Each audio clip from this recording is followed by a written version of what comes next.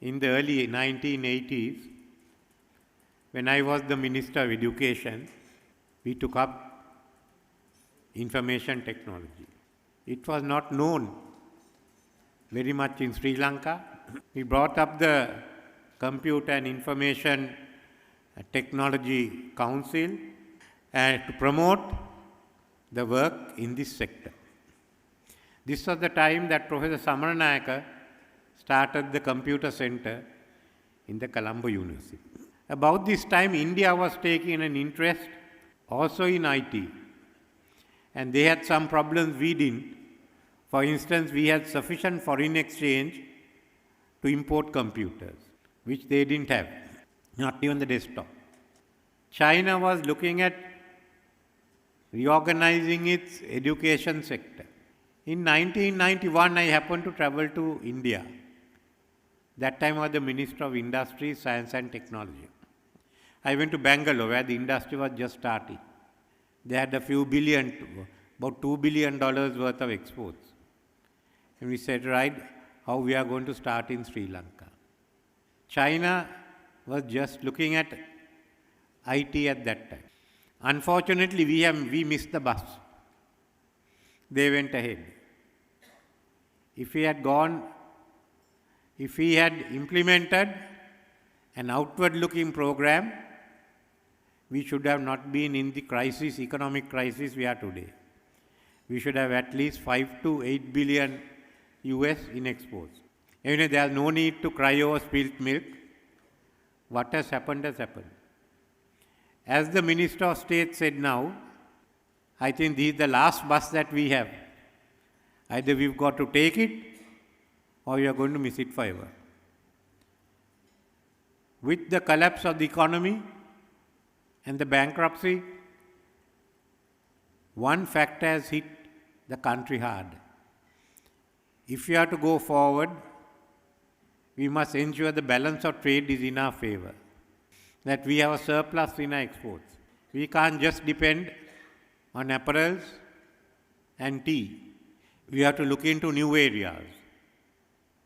But more than that, what we are looking at the structure of a new economy. If you want it to be a modern economy, you want it to have a trade surplus for Sri Lanka, then firstly, it must be a highly competitive economy able to compete in any other part of the world and able to compete also with the imports that come in. This is what I call a highly competitive economy. You have to compete and win. If you are having a highly competitive and a modern economy, there are two other factors which I have outlined. One is the green economy. We do have renewable energy and a capacity for green economy. The world is undergoing a green transformation. There is no reason why we shouldn't. And then your digital economy or the digital transformation. We must be a unique platform for this purpose. Let's look at where our strengths are and let's see how we can promote it further. So this is the task we have now. If the country is to survive, if we are to succeed economically, then the digital transformation has to take place. Without the digital transformation, we will not be able to go forward. So what I ask for the industry is you have to do it. We can lay the groundwork, we can lay the framework, we can give incentives, that is possible, but finally you have to do the job. And I don't see why we can't do it.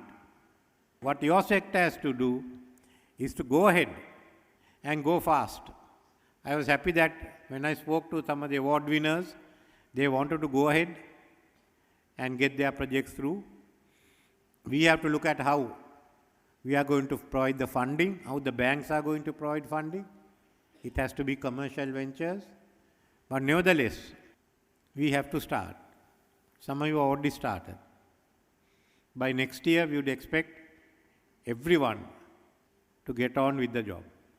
It's a partnership between Sri Lanka and you all, between the government and you all. So I thought I would make use of this occasion to remind you of what the future is. The future is in your hand, and your success is the country's success.